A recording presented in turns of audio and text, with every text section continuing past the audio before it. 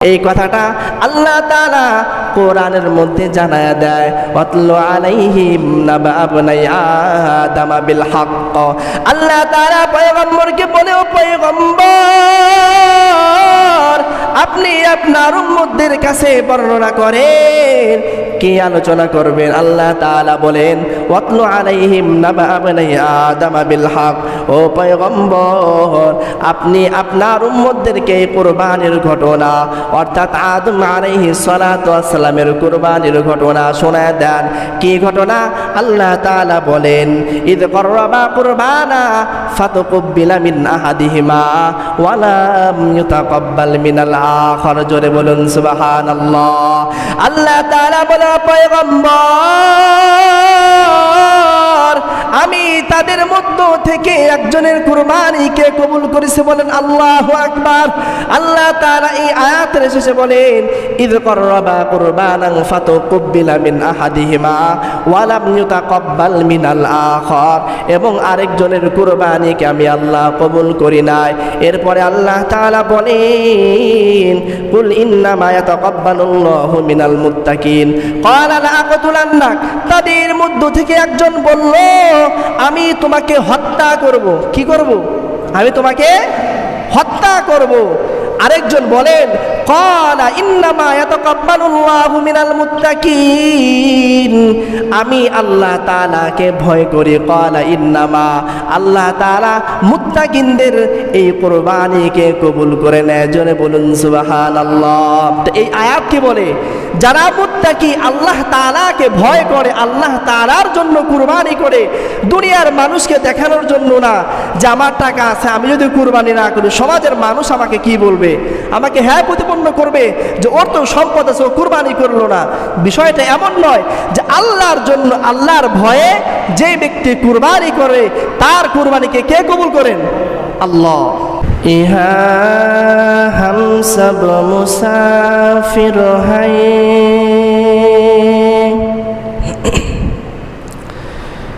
ইহা হাম সব মুসাফির হাই, কবর আখির ঠিকানা,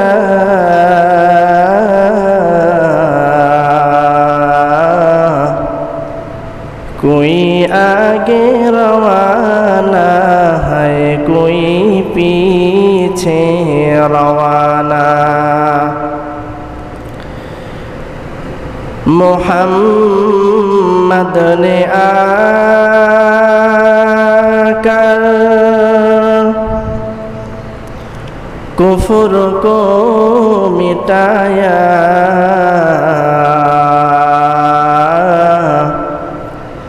कुफ्र को मिटा कर सदाकत बताया। ला इलाहा इल्लल्लाह,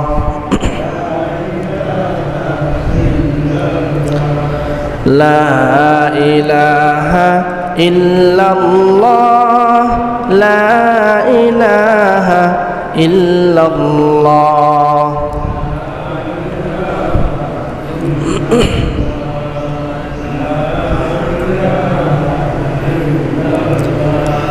লা ইলাহা ইল্লাল্লাহ মুহাম্মাদুর রাসূলুল্লাহ সাল্লাল্লাহু আলাইহি ওয়াসাল্লাম। আলহামদুলিল্লাহ, আল্লাহ তাআলা দরবারে অসংখ্য অগণিত শুকরিয়া যে রব্বে কারীম আমাদেরকে ভালোবেসে, দয়া করে, মায়া করে মহল্লার বিভিন্ন ঘর থেকে, বাড়ি থেকে যাচাই করে, বাছাই করে দুনিয়ার মধ্যে সব থেকে উত্তম স্থান মসজিদের মধ্যে আসার, বসার, আমলের নিয়তে দু কথা বলা ও শোনার তৌফিক দান করেছেন। সকলে দিল থেকে শুকরিয়া আদায় করে সকলে জোরে সোরে বলি আলহামদুলিল্লাহ। লক্ষ কোটি দুরূদ ও সালাম মানবতার মুক্তির দিশারি সাইয়্যিদুল মুরসালিন খাতামুন নবিয়্যিন, নবী মাশার সাকে কাউসার হাবিব আকরাম, মদিনা का ताजदार इमामुल अंबिया सैयदुल अंबिया আহমদ মুস্তফা মুহাম্মদুর রাসূলুল্লাহ সাল্লাল্লাহু আলাইহি ওয়াসাল্লামের উপর।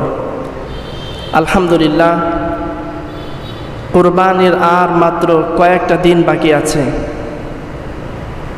জিলকদ মাস প্রায় শেষের দিকে, হয়তো আর 4 থেকে 5 দিন থাকতে পারে। তো কুরবানি আমাদের অতি সন্নিকটে চলে আসছে। তো এই কুরবানি যাদের সম্পদ আছে তাদের প্রত্যেকের জন্য কুরবানি করা ওয়াজিব, আবশ্যক।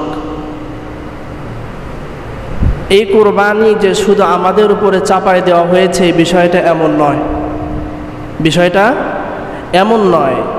কুরবানি এটা পৃথিবীর শুরু লগ্ন থেকে, অর্থাৎ আমাদের আদি পিতা, আমরা যার থেকে আমাদের এই মানুষের সূচনা হয়েছে, তার নাম কি? হযরত আদম আলাইহিস সালাতু ওয়াস সালাম। তো এই হযরত আদম আলাইহিস সালাতু ওয়াস সালামের জামানা থেকেই কুরবানি চলে আসতেছে। কোন কোন রিওয়ায়াতে পাওয়া যায় যে এই কুরবানি শুধু দুনিয়া থেকে না, জান্নাতের থেকেই কুরবানি শুরু হয়েছে। দুনিয়াতে আসার পরে না। কুরবানি মানে কি? কুরবানি মানে ত্যাগ করা। কুরবানি মানে কি করা?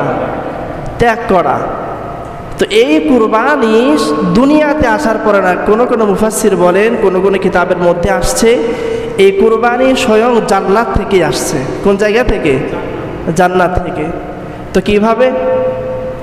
যে আল্লাহ তাআলা সাইয়্যিদুনা হযরত আদম আলাইহিস সালাতু ওয়াস সালামকে যখন সৃষ্টি করলেন, তো হযরত আদম আলাইহিস সালাতু ওয়াস সালামকে সৃষ্টির পর যখন তাকে জান্নাতের মধ্যে রাখা হইল, তো জান্নাতের মধ্যে রাখার পরে তিনার মনটা ভারাক্রান্ত, মনটা ভাল লাগতেছে না। তো আল্লাহ রাব্বুল আলামিন তা সবই বুঝেন, বান্দা কি চায়, বান্দার মনের ভাব কি। দুনিয়ার কোনো মানুষ না বুঝলেও সেটা বুঝে কে? আল্লাহ তাআলা। তো আল্লাহ তাআলা বিষয়টা বুঝার পরে রিওয়ায়াতের মধ্যে আসছে হযরত আদম আলাইহিস সালাতু ওয়াস সালাম ঝিমাইতেছে। কি করতেছে? কোন কোন জায়গায় আসছে যে মানে সম্পূর্ণ ঘুমায় গেছে। তো এই ঝিমানির মধ্য থেকে তার মন ভার। তো আল্লাহ তাআলা হযরত আদম আলাইহিস সালাতু ওয়াস সালামের বাম পাজরের হাড় থেকে হযরত হাওয়া আলাইহাস সালাতু ওয়াস সালামকে সৃষ্টি করলেন। বলেন সুবহানাল্লাহ।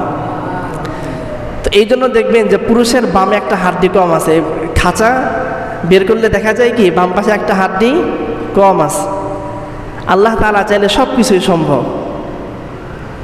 তো এরপরে সাইয়্যিদুনা হযরত আদম আলাইহিস সালাতু ওয়াস সালামের ঘুম ভাঙছে। হঠাৎ করে তাকায় দেখে তার পাশে সুন্দর একজন রমণী। বলেন সুবহানাল্লাহ। তো এরপরে এই রমণী দেখে আল্লাহ তাআলা তো আশিক আর মাশুকের যে একটা সম্পর্ক, এইটা এমনভাবে করছে, আশিক যখন তার মাশুককে দেখে তখন আর কোনো কিছুর খবর থাকে না। সে চেষ্টা করে যেভাবে হোক আমার মাশুকের কাছে যাইতে হবে। ঠিক কিনা বলেন? তো হযরত আদম আলাইহিস সালাতু ওয়াস সালাম যখন হযরত হাওয়া আলাইহিস সালাতু ওয়াস সালামকে ধরতে গেলেন, কাছে যাইতে গেলেন, আল্লাহ তাআলা ডাক দিয়ে বলে সাবধান, আগেই যাওয়া যাবে না, আগেই যাওয়া যাবে না। প্রকৃত একজন মানুষের আদর্শ কখনো হালাল ছাড়া সে কখনো নারীর কাছে যাইতে পারে না।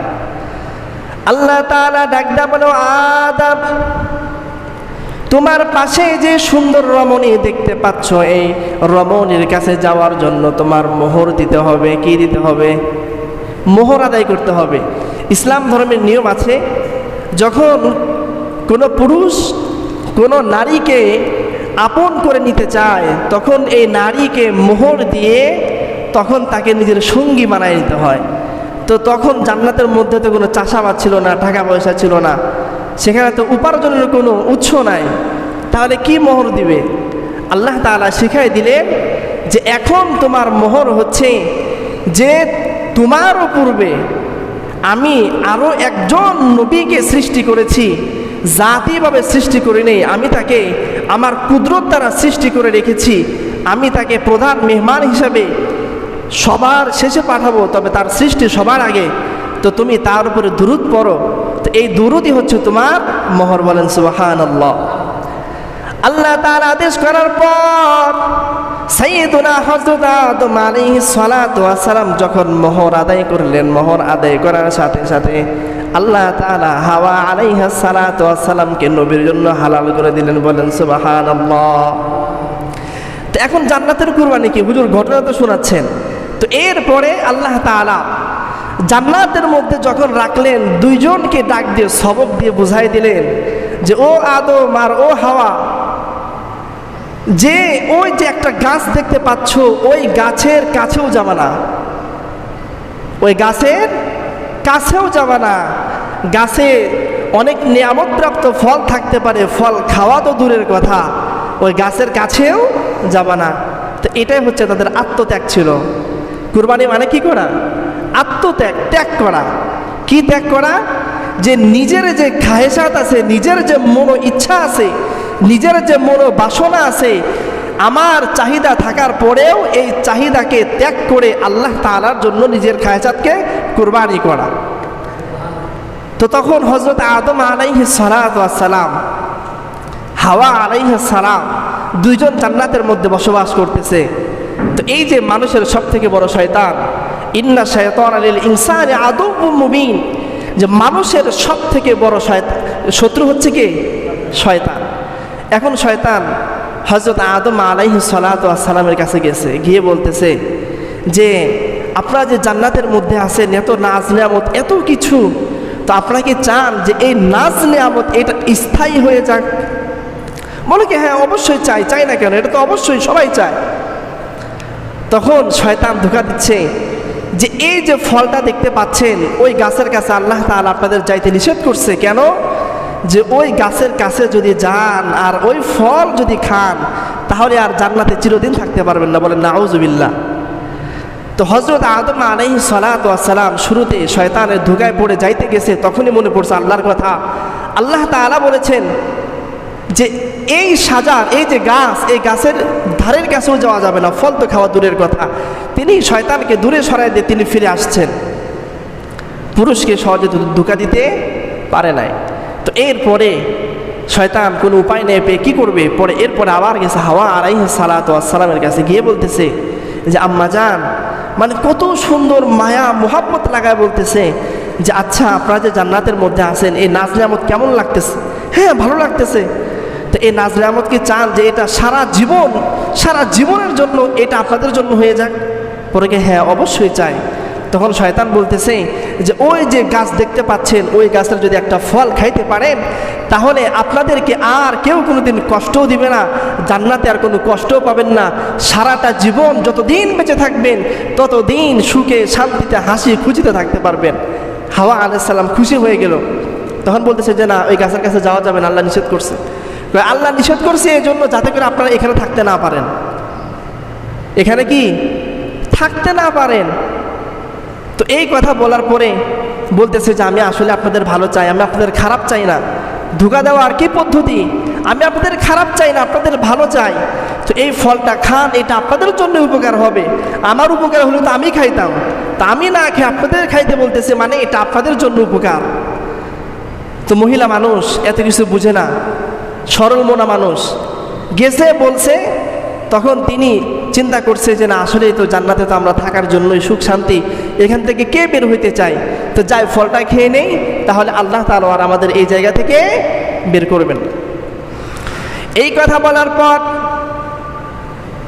হযরত হাওয়া আলাইহিস সালাতু ওয়াস সালাম যখন ওই গাছের থেকে একটা ফল ছিঁড়ে ভক্ষণ করলেন, এই ফলটা খাওয়ার পরেই তার শরীরের মধ্যে যে জান্নাতি পোশাকগুলো ছিল, জান্নাতি পোশাকগুলো আস্তে আস্তে খোলা শুরু হয়ে গেল, অটোমেটিকভাবে খুলে যাচ্ছে। এই দৃশ্য দেখার পর তিনি চিন্তা করলেন কি ব্যাপার, আমি কি ভুল করে ফেলেছি। সাথে সাথে দেখতেছে তার পেটের মধ্যে ব্যথা শুরু হয়ে গেছে। তার পেটের মধ্যে যে জিনিসকে ঢুকাইছে, ওই জিনিসটা বের হওয়ার জন্য তিনি ব্যথিত হয়ে যাচ্ছেন। জান্নাত এমন একটা জায়গা, যে জায়গায় শুধু ভক্ষণ করা যায় কিন্তু মলত্যাগ করা যায় না, ঠিক কিনা? তো জান্নাত এমন একটা নাজ নিয়ামতের জায়গা, বান্দা যতই খাওয়া দাওয়া করুক, যা কিছুই করুক না কেন, শুধুমাত্র জান্নাতে একটা ঢেকুর আসবে। আমরা অনেকেই খাবার খাওয়ার পরে ঢেকুর আসে, ঢেকুর আসলে পেটের যে একটা চাপ থাকে, এই চাপটা কিন্তু চলে যায়। খেয়াল করছেন আপনারা? তো জান্নাতের মধ্যে আল্লাহ তাআলার বিশেষ একটা নিয়ামত, বান্দা যা খাইতে চায়, যত খাইতে চায় খাইবে, তবে শুধুমাত্র একটা ঢেকুর দেওয়ার সাথে সাথে পেটের সমস্ত খাবার হজম হয়ে যাবে। বলেন সুবহানাল্লাহ।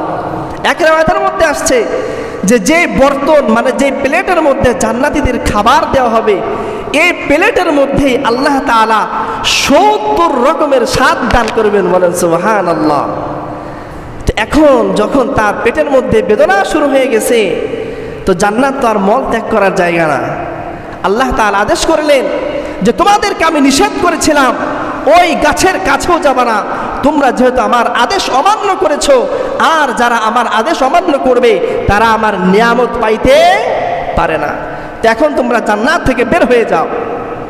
আল্লাহ রাব্বুল আলামিন শাস্তি স্বরূপ হাওয়া আলাইহিস সালাতু ওয়াস সালামকে দুনিয়ার এক প্রান্তের মধ্যে পাঠায় দিলেন, হযরত আদম আলাইহিস সালাতু ওয়াস সালামকে দুনিয়ার আরেক প্রান্তে ফেলাইয়া দিলেন। দুইজন দুনিয়ার মধ্যে ঘুরতে ঘুরতে দেখা নাই, সাক্ষাৎ নাই, কান্না করতে করতে আল্লাহর দরবারে এইভাবে রোনাজারি করতে করতে, আল্লাহ আমরা ভুল করেছি, ভুল করেছি, ভুল করেছি, আল্লাহ তুমি আমাদেরকে মাফ করে দাও, মাফ করে দাও। কোন কোন বর্ণনায় পাওয়া যায় 40 বছর এইভাবে ক্রন্দন করছে, তার চোখের নিচ দিয়ে ঘা হয়ে গেছে পানি পড়তে পড়তে। কোন কোন বর্ণনায় আসছে এত পরিমাণ কান্না করেছে তার চোখের মধ্যে আর পানি নাই, শুধু রক্ত বের হয়, রক্ত বের হয়। তো এরপরে আল্লাহ তাআলা আরাফার ময়দানে দুইজনকে একত্রিত করে দিলেন। বলেন সুবহানাল্লাহ। আরাফার নাম এই জন্য রাখা হয়েছে, আরাফা মানে পরিচয় লাভ করা। আরাফা মানে কি? পরিচয় লাভ করা। এই জন্য ওই জায়গার নাম হয়েছে আরাফা, অর্থাৎ যে জায়গার মধ্যে আমাদের আব্বা এবং আমাদের মায়ের পরিচয় লাভ হয়েছিল। বলেন সুবহানাল্লাহ। তো এই জন্য দেখবেন যারা হজে যায় ওই জায়গার মধ্যে যখন একজন হাজি আরেকজনের হাজির চেহারার দিকে তাকায়, একটা শান্তি, একটা মজা অনুভব হয়। বলেন সুবহানাল্লাহ। তো এরপরে আল্লাহ রাব্বুল আলামিন যখন তাদের দুইজনকে এক করে দিলেন, হযরত আদম আলাইহিস সালাতু ওয়াস সালাম দোয়া করতেছিলেন, আল্লাহ তাআলা এই দোয়াকে কোরআনের মধ্যে দিয়ে দিয়েছিলেন। বলেন সুবহানাল্লাহ।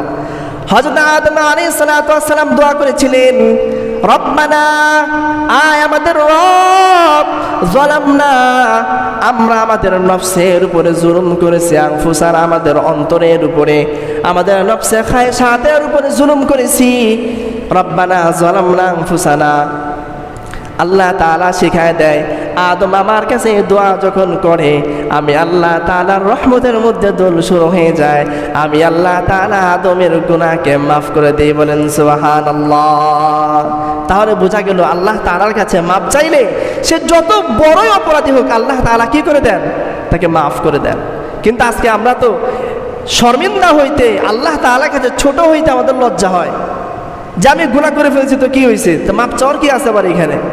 আল্লাহ তাআলা বলেন, যে ব্যক্তি আমার কাছে মাফ চায়, আমি আল্লাহ তাআলা বান্দার জিন্দেগির সমস্ত গুনাহকে মাফ করে দিই। সুবহানাল্লাহ।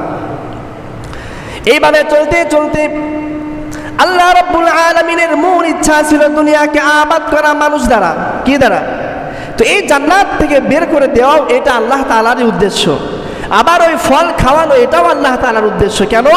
যে আল্লাহ তাআলা তো সৃষ্টি করেছে মানুষকে ইবাদতের জন্য। কিসের জন্য বলেন? ইবাদতের জন্য। তো জান্নাত কি ইবাদতের জায়গা নাকি জান্নাত পুরস্কারের জায়গা? তো আল্লাহ তাআলা আদ-দুনিয়া মাজরাতুল আখিরা, দুনিয়া হচ্ছে আখিরাতের শস্য ক্ষেত। তো এই দুনিয়ার মধ্যে পাঠাইছেন মানুষ আবাদের জন্য, আল্লাহ তাআলার ইবাদতের জন্য। তো এখন মানুষ আবাদের জন্য একজনের আরেকজনের সাথে মিলার প্রয়োজন আছে কি নাই বলেন? আছে কি নাই? তো মানুষ সৃষ্টির জন্য যখন একজন পুরুষ এবং একজন নারী যখন একত্রিত হয়, তখন এই মিলামেশার কারণে, এই মুহাব্বতের কারণে আল্লাহ তাআলা এদের থেকে একজন সন্তান দান করেন। বলেন সুবহানাল্লাহ। তো এইভাবে আল্লাহ তাআলা হযরত আদম আলাইহিস সালাতু ওয়াস সালাম, হাওয়া আলাইহিস সালাতু ওয়াস সালামের দুইজনের মিলনের মাধ্যমে আল্লাহ তাআলা প্রথমে তাদেরকে দুইজন সন্তান দান করেছেন। বলেন সুবহানাল্লাহ। এখন দেখবেন যে অনেকের কারো সন্তান একটা হয়, কারো দুইটা হয়, আবার মাঝে মাঝে নেটে পাওয়া যায় একসাথে 10 জন সন্তান পর্যন্ত প্রসব করছে। নেটের মধ্যে মাঝে মাঝে খবর পাওয়া যায়। তো তো হযরত হাওয়া আলাইহা সালাতু ওয়াস সালামের একসঙ্গে দুইজন করে সন্তান হইতেন। কয়জন করে? একজন মেয়ে আর একজন ছেলে, একজন মেয়ে আর একজন ছেলে। তো এই ছেলে এবং মেয়ে হইতে হইতে প্রায় 40 জোড়া হয়ে গেছে। কত জোড়া? 40 জোড়া। আর শুধুমাত্র হযরত শীশ আলাইহিস সালাতু ওয়াস সালাম তিনি একা জন্মগ্রহণ করেছিলেন, তার সাথে আর কেউ ছিলেন না, তার সাথে আর কেউ ছিল না। তো এখন দুনিয়া আবাদ করতে হইলে মানুষের বৃদ্ধির প্রয়োজন। তো এখন ওই সময় আমাদের শরীয়তে যেমন নিয়ম আছে যে সহোদর ভাই বোন, আপন ভাই বোনের বিবাহ হারাম, বিবাহ হারাম। আর তখনকার শরীয়ত এটা বাধ্য ছিল, এছাড়া কোনো উপায় ছিল না। এই জন্য আল্লাহ তাআলা আদেশ করেছিলেন যে যে জোড়ায় জোড়ায় সন্তান আসছে এরা ব্যতীত অন্য জোড়ার ছেলে এবং মেয়েদেরকে বিবাহের ব্যবস্থা করে দাও। এটা কাকে বলেছেন? নবী আদমকে। তো হযরত আদম আলাইহিস সালাতু ওয়াস সালাম সর্বপ্রথম তার যে প্রথম দুই জোড়া, হযরত প্রথম জোড়ার প্রথম ছেলের নাম ছিল কাবিল। কি নাম ছিল? কাবিল। তার সাথে যে বোন আসছিল তার নাম ছিল লিউজা। তার নাম ছিল কি? লিউজা। আর দ্বিতীয় জোড়ার ছেলের নাম ছিল হযরত হাবিল আলাইহিস সালাম। নাম কি ছিল? হযরত হাবিল। আর তার সাথে যে ভুল হয়েছে, যে হাবিলের সাথে যে মেয়ে আসছিল তার নাম ছিল লিউজা। আর কাবিলের সাথে যে মেয়ে আসছিল তার নাম ছিল আকলিমা। তার নাম আকলিমা। তো আকলিমা একটু সুন্দর ছিল, তার গায়ের রং, তার সব কিছুই সুন্দর ছিল।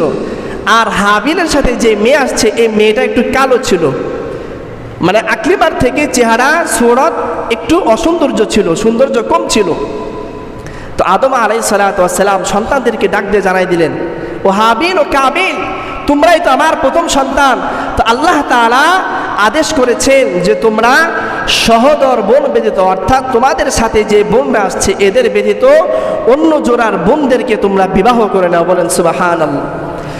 সাইয়্যিদুনা হযরত আদম আলাইহিস সালাতু ওয়াস সালাম যখন তার সন্তানদেরকে ডাক দেয়া বলেন, তোমাদের বিবাহের ব্যবস্থা করা হয়েছে, আল্লাহ তাআলা আদেশ করেছে ও কাবিল তুমি লিউজাকে বিবাহ করবা, আর ও হাবিল তুমি আকলিমাকে বিবাহ করবা।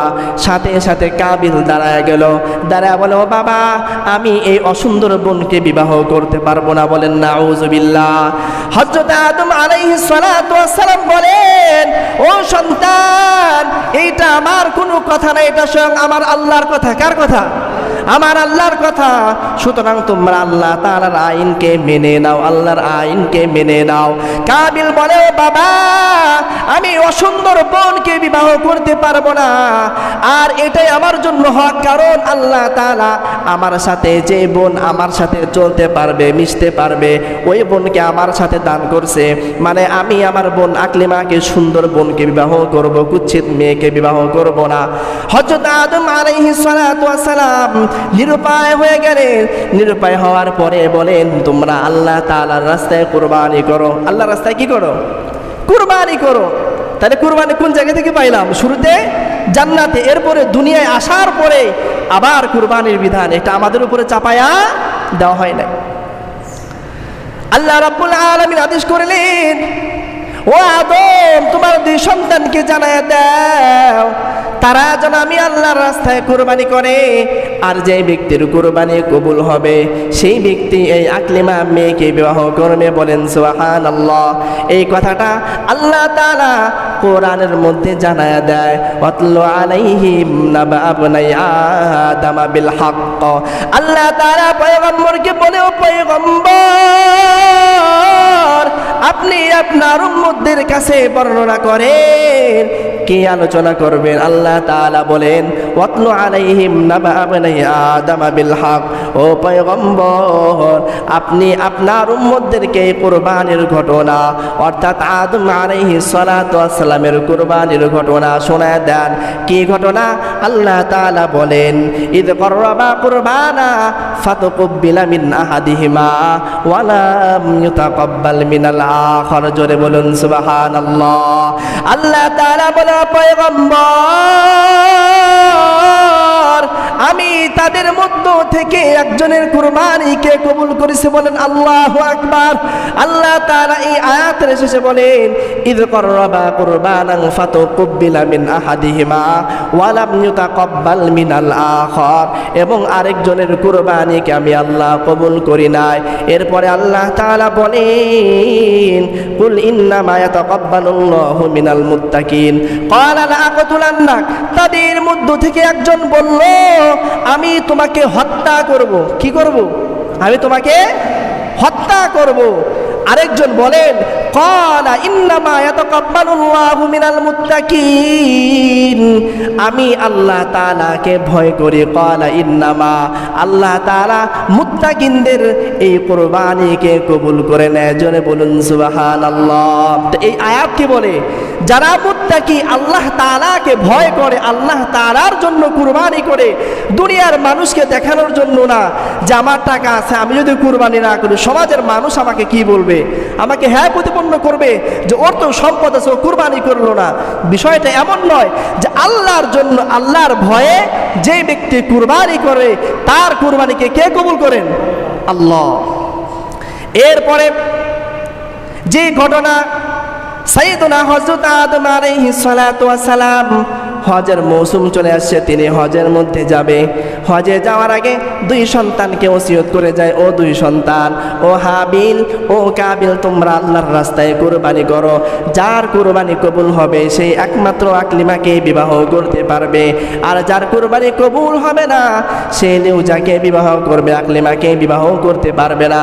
এই আদেশ দেওয়ার পর হযরত আদম আলাইহিস সালাতু ওয়াস সালাম হজের মধ্যে চলে যায়।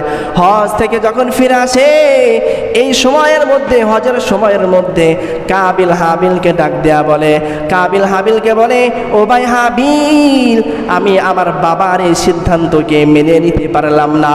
আল্লাহ তাআলা যেহেতু কুরবানির কথা বলেছে আমি কুরবানি করব, কুরবানি কবুল হোক আর না হোক আমি আমার সাথের বোন আকলিমাকে বিবাহ করব। জোরে বলুন নাউজুবিল্লাহ। তো এই কথা বলতে বলতে আল্লাহ তাআলা এই কথাগুলো কোরআনের মধ্যে জানায় দেয়, লা ইম বাসাত্তা ইলাইয়া ইয়াদাকা লিতাকতুলানি মা আনা। আল্লাহ তাআলা বলেন তাদের দুইজনের মধ্যে যখন বাক বিতন্ড শুরু হয়ে গেল, একজন ডাক দেয়া বলে আমি আমার বোন আকলিমাকে বিবাহ করব, দ্বিতীয় ভাই বলে আল্লাহর রাস্তায় কুরবানি করো। কি করো? আল্লাহর রাস্তায় কুরবানি করো। হযরত হাবিল আলাইহিস সালাতু ওয়াস সালাম তিনি পশু চড়াইতেন, তার এই পশুর মধ্য থেকে সব থেকে উৎকৃষ্ট মানের পশু, কারণ তার ধারণা আমি তো আল্লাহর রাস্তায় কুরবানি করব, দুনিয়ার কোনো মানুষের জন্য না। সুতরাং আমার এই পশু পালের মধ্যে সব থেকে উৎকৃষ্ট মানের যে পশু রয়েছে আমি এই পশুটাকে আল্লাহর রাস্তায় কুরবানি করব। জোরে বলুন সুবহানাল্লাহ। আর কাবিলের মনের মধ্যে আগের থেকেই সন্দেহ যে আমি তো শুরু থেকে উল্টাপাল্টা করতেছি। তো তিনি শস্য অর্থাৎ তিনি ক্ষেত খামার করতেন, কৃষি কাজ করতেন। তো তার সময় সে যে কিছু গম নিয়ে আসলো, সে জানে যে আমার কুরবানি তো কবুল হবে না, তো এই কুরবানি দিয়ে কি হবে, আর এটা তো যদি কুরবানি যদি কবুলও হয় তো আল্লাহ তাআলা আগুন দিয়ে আমার এই শস্যকে পোড়াই দিবে, নষ্ট করে ফেলবে। তো সুতরাং এই জায়গার মধ্যে আমার ভালো ফসল দেওয়ার কোনো প্রয়োজন নাই। সে কি করলো, তার ফসলের মধ্য থেকে নিম্ন মানের কিছু গম বা কিছু ফসল নিয়ে পাহাড়ের উপরে রেখে আসলো। কুরবানি কবুল হবে কারটা? যার দিলে তাকওয়া আছে, আল্লাহর ভয় আছে। আল্লাহ তাআলার ফয়সালা আমাদের জন্য, এই নবীর উম্মতের জন্য যে কত রহমত। আগের জামানার নবীদের কুরবানি ছিল যার কুরবানি কবুল হইতো আসমান থেকে একটা আগুন এসে ওই কবুলকৃত কুরবানিকে পুরাই দিত, আর যারটা কবুল হইতো না ওইটা মাঠের মধ্যে পাহাড়ের মধ্যে ওইভাবেই পড়ে থাকতো। কুকুর শুকুর সিগাল পশু পাখি এসে ওগুলা খেয়ে নষ্ট করে ফেলতো। বলেন নাউজুবিল্লাহ। তো আল্লাহ তাআলা যে আমাদেরকে জন্য যে কত বড় একটা নিয়ামত দান করছে, আল্লাহ তাআলা আমাদের কুরবানির কিচ্ছুই নেন না। আল্লাহ তাআলা বলেন লা ইয়ানালাল্লাহ লুহুমুহা ওয়ালা দিমাউহা ওয়ালাকিন ইয়ানালুহুত তাকওয়া মিনকুম। বান্দারে তোমরা যে কুরবানি করো এই কুরবানির পশুর রক্ত মাংস এদের চামড়া কোনো কিছু আমি আল্লাহ তাআলা পর্যন্ত আসে না, আমার কাছে কি আসে? ওয়ালাকিন ইয়ানালুহুত তাকওয়া মিনকুম। কে সাচ্চা দিলে একেবারে আমি আল্লাহর জন্য কুরবানি করে, এই জিনিসটাই আমার পর্যন্ত পৌঁছায়, বলেন সুবহানাল্লাহ। তো হযরত আদম আলাইহিস সালাতু ওয়াস সালামের দুই সন্তান যখন কুরবানি দিল, দিল সাচ্চা থাকার কারণে হযরত হাবিলের কুরবানি কবুল হয়ে গেল, বলেন সুবহানাল্লাহ। এরপরে হযরত কাবিল ডাক দেয়া বলে, ক্বালা লা আকতুলান্নাক, আমি নিশ্চয় তোমাকে হত্যা করব, কারণ আমি যেই মেয়েকে বিবাহ করতে চেয়েছি এই মেয়েকে আমি বিবাহ করব, আর ওই মেয়েকে যদি বিবাহ করতে চাই, নিজের আপন করতে চাই, তাহলে তুমি বেঁচে থাকতে এটা আমি কখনোই সম্ভব করতে পারবো না, সুতরাং তোমাকে আমি আর বাঁচায়া রাখবো না। হাবিল আলাইহিস সালাতু ওয়াস সালাম ডাকদা বলেন, ক্বালা ইন্নামা ইয়াতাকাব্বালুল্লাহ, ও ভাই তোমার সাথে আমার কোনো দুশমনি নাই, তোমার সাথে আমার কোনো শত্রুতাই নাই, আল্লাহ তাআলা একমাত্র যেই ব্যক্তি মুত্তাকি তার কুরবানিকে কবুল করে, জোরে বলেন সুবহানাল্লাহ। এরপরে হযরত হাবিল আলাইহিস সালাতু ওয়াস সালামের কথা আল্লাহ বলেন, লাইম বাসাত্তা ইলাইয়া ইয়াতাকা লিয়াকতুলানি মা আনা লিয়াকতুলাক। হযরত হাবিল বলে, ও ভাই তুমি যদি আমাকে হত্যা করার জন্য আমার দিকে হাত বাড়াও, তাহলে আমি তোমার দিকে হাত বাড়াবো না, আমি তোমার দিকে কি করবো না, হাত বাড়াবো না। হাবিল বলেন, ওয়ামা আনা বিবাসিতি ইয়াদিয়া ইলাইকা লিয়াকতুলাক ইন্নী আখাফুল্লাহ রাব্বাল আলামিন, জোরে বলুন সুবহানাল্লাহ।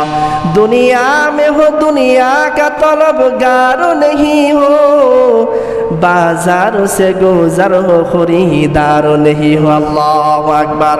হাবিল ডাক দেয়া বলো, ভাই তুমি যদি আমাকে হত্যা করে ফেলো, আমি তোমার দিকে আমার হাত বাড়াইবো না। বলে, কেন বাড়াইবি না? বলে, ক্বালা ইন্নামা ইয়াতাকাব্বালুল্লাহ ইন্নী আখাফুল্লাহ রাব্বাল আলামিন, কারণ আমি আল্লাহ তাআলাকে, এই পৃথিবীর পরিপালক, এই পৃথিবীর প্রতিপালনকারী, আমি আল্লাহ তাআলাকে ভয় করি, আর যে ব্যক্তি ভয় করে আল্লাহকে, সে অন্যায়ভাবে কারো উপরে হাত তুলতে পারে না, জোরে বলুন ঠিক কিনা। যে ব্যক্তি সাচ্চা মুমিন, সে কখনো অন্যায়ভাবে কারো গায়ে হাত দিতে পারে না, কারো সম্পদ নষ্ট করতে পারে না, কোনো গুনাহের কাজে স্বেচ্ছায় ইচ্ছা করে যাইতে পারে না। এই কথা বলার পর কাবিলের রাগ আরো বেড়ে গেল। তুই আমার সামনে ইয়াতাকাব্বালুল্লাহ, আল্লাহ তাআলা কবুল করেছে, আবার মুত্তাকির কথা বলিস, এত কিছু সহ্য হয় না।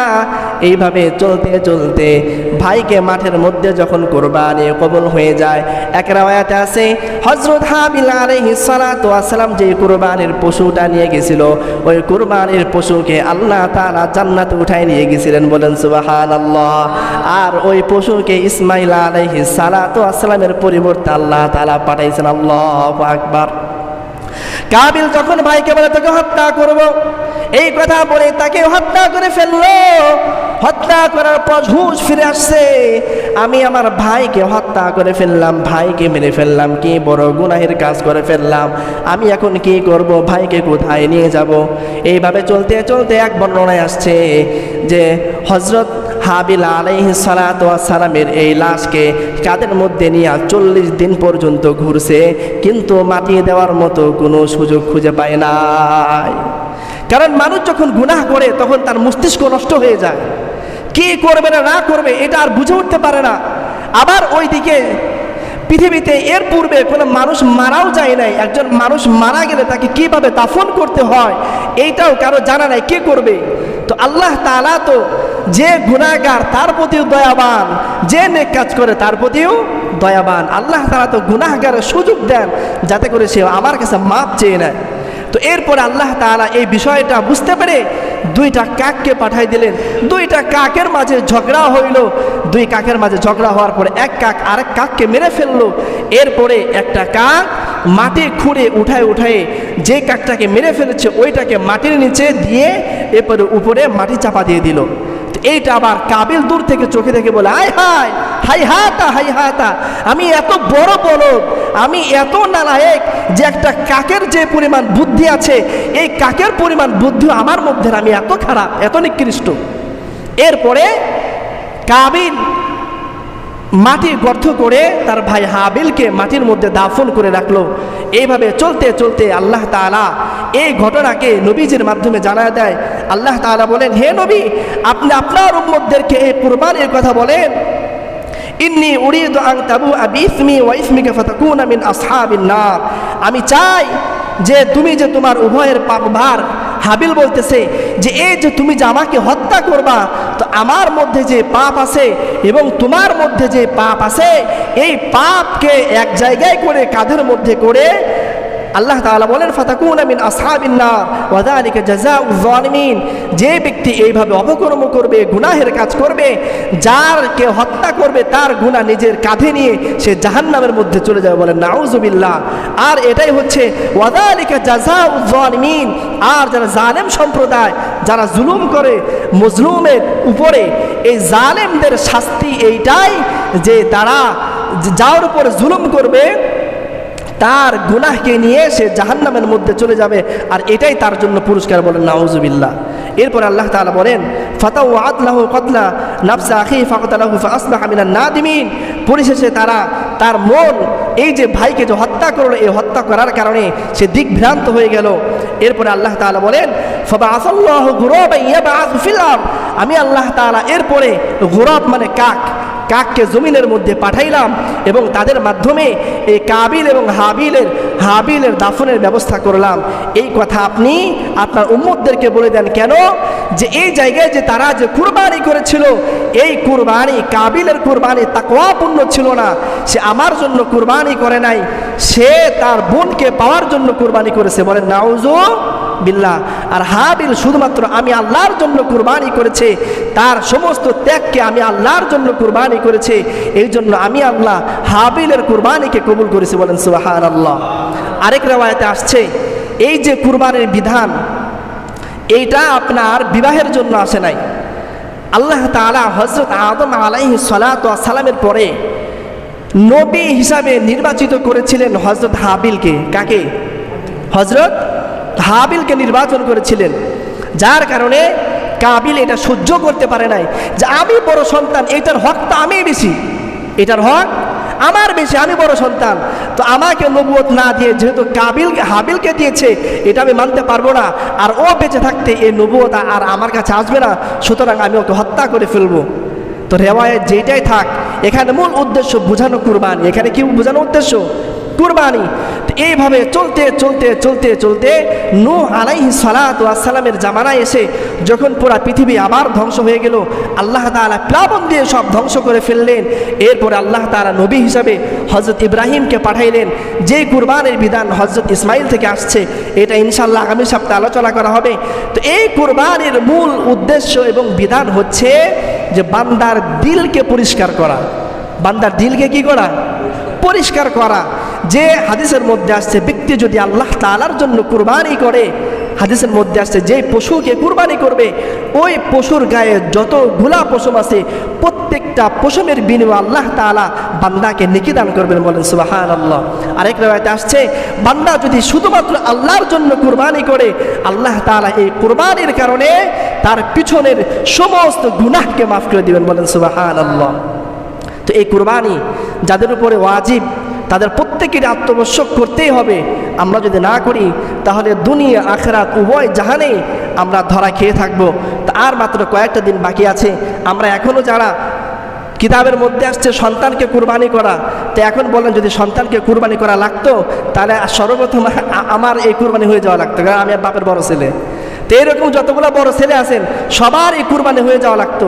তো আল্লাহ তাআলা এই বিধান না দিয়ে গোশতও দিয়ে দিছেন, সব হাড্ডি মাংস যা আছে সব দিয়ে দিছেন, শুধুমাত্র বান্দার তাকওয়া দিল দেখতে চায়। আরেক হাদিসের মধ্যে আসছে কুরবানির পশুর রক্ত গলা কাটার পরে জমিনে পড়ার পূর্বেই আল্লাহ তাআলা বান্দার সব গুনাহকে মাফ করে দেন। তা আর কি লাগে বলেন? আমাদের মূল উদ্দেশ্য আল্লাহ তাআলার কাছে পবিত্র হয়ে যাওয়া। তো কুরবানির মাধ্যমে যদি আমার সমস্ত গুনাহ মাফ হয়ে যায়, তো এই কুরবানি দিতে 10, 20 হাজার 30 হাজার টাকা খরচ হইতে আমার কোনো কষ্ট হওয়ার কথা না।